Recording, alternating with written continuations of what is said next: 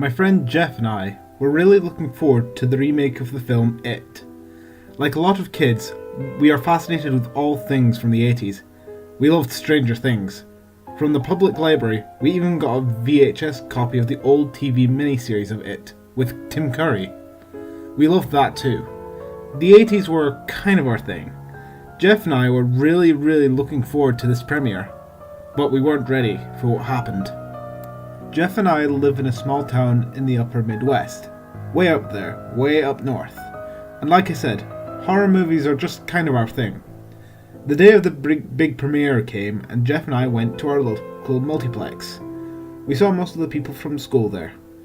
We can't really call those people friends because Jeff and I were both sort of loners. We tended to be off by ourselves. We got to the theatre early and got pretty good seats. The place was full of teenagers and college students, so it was a pretty rowdy crowd. Everyone cheered when the lights went down like you do, so Jeff and I figured we were in for a good time. The vibe in the room was perfect for a horror movie. We sat through the trailers, mostly for other horror movies. Jeff and I spent the whole time making notes, deciding which of them we wanted to see and which to give a pass. Both of us agreed that Saw was totally played out, but we would like to see another Freddy or Jason movie, so long as it didn't look too cheesy. Just before the movie started, we heard some girls giggling and laughing off to the side. Their giggling was really loud, not like movie theatre giggling that you'd kind of have tried to suppress. I looked over into the darkness towards the sound and I couldn't believe what I saw. There was a man in a clown outfit holding a balloon walking down the aisle. It was a helium balloon. It stood straight up on its string, and when the picture on the screen changed to something brighter, you could see the balloon was red. The guy was dressed up like Pennywise, the original Tim Curry Pennywise from the made-for-TV It from the 90s. At first, I thought this was pretty cool. Even though we were in a small town, it wasn't unheard of for people to get dressed up for a movie premiere. In fact, when Star Wars Episode 7 came out, a guy brought a full-sized R2-D2 model he built himself. Remote controlled, it beeped and booped all over the lobby. So costumes weren't that unusual. But the thing about the guy this night is that he really looked like the clown from It. The girls' giggling stopped abruptly, and then it was like all the air went right out of the theatre. The rowdy vibe was gone. The theatre had 2 aisles. The clown walked down one aisle, then crossed in front, then walked back up the other. And when he came to the aisle Jeff and I were in, he stopped, and for a moment kept staring forward, that red balloon hovering up above his head. And I could feel my heart thumping in my chest. And then the clown looked down at me, moving his head really slowly, and he smiled. And that was when I was almost jumped out of my skin, because not only did this guy have the clown outfit and the makeup and fright wig and everything, he also wore a set of needle-sharp teeth, just like Tim Curry wore in the original film. Hundreds of tiny daggers in his mouth, and he pointed at Jeff and I and laughed. His laugh was a little too loud, like a high-pitched hyena, and then he kept walking up the aisle. Now, I should explain something about Jeff and I. I say we've been friends for a long time, and that's true. We've been friends since we were kids, but recently, in the last year or so, we've been thinking about becoming more. Both of us are pretty nerdy looking guys. We've never had any luck with girls, and it just seemed right being with Jeff, spending time with him. Though I was never with Jeff in that way. I think both of us were just too terrified of the idea. Like I said, this was a small town, and everyone's attitude was, if you want to be out and proud, that's fine. Just do it someplace else. In fact, the last guy to be openly gay at our high school was dragged behind a snowmobile for 1.5 miles, and ended up needing reconstructive surgeries. And the guy who did it only got 6 months probation because his uncle was the sheriff. It's that kind of town. Oh, we're in the north. Everyone is supposed to be super liberal, but it's all for show. They'll all say the right things, but at the end of the day, you don't know what they'll do. And that was the thing about this clown. I wasn't ready to be out, probably wasn't ready to admit it to myself yet, but something about him about the way he looked at us and the way he laughed made me think he knew. I looked over at Jeff, and he looked just as scared as I felt.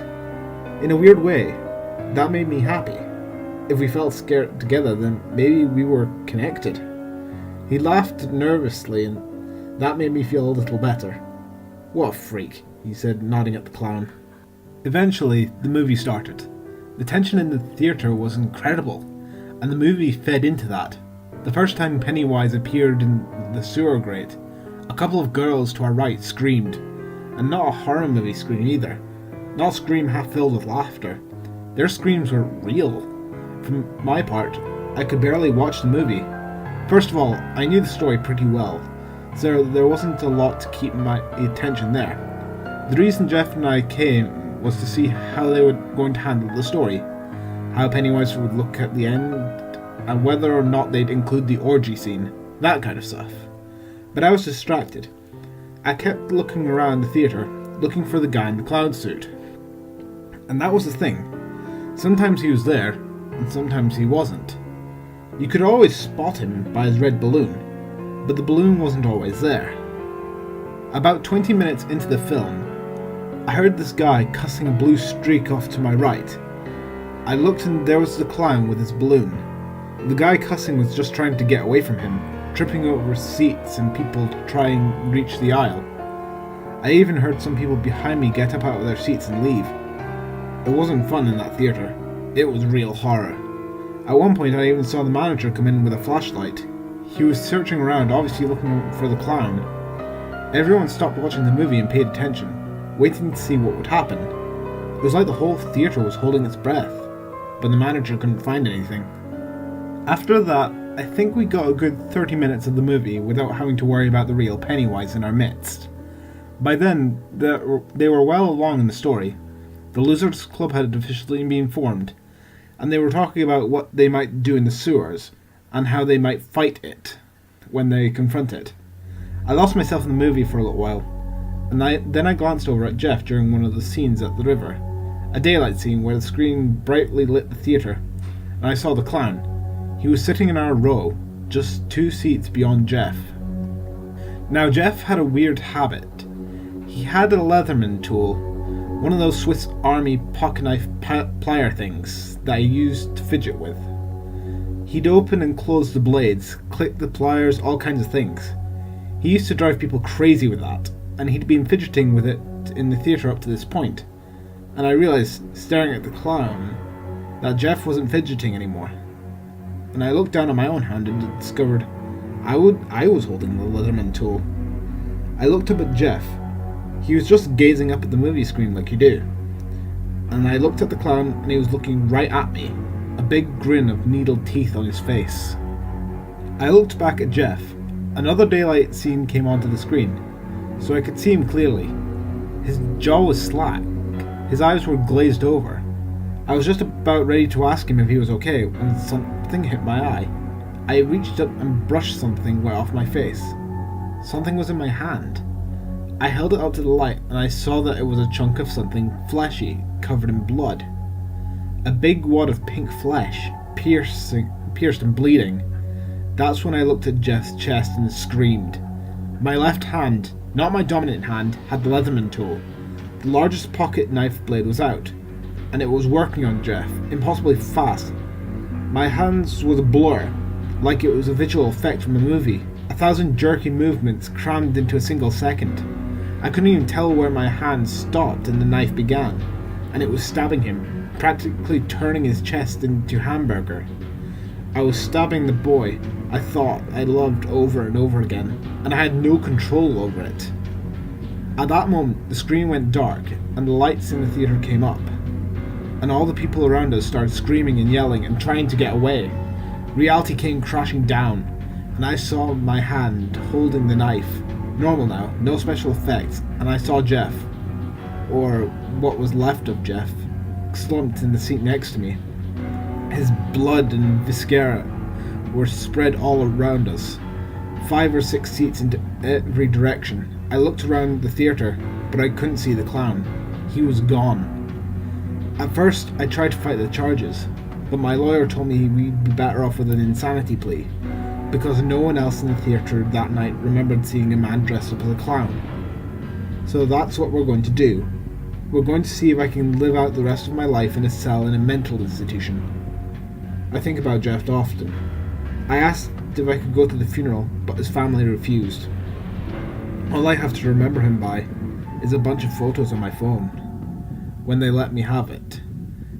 Funny thing about the clown, though, I still see him all the time.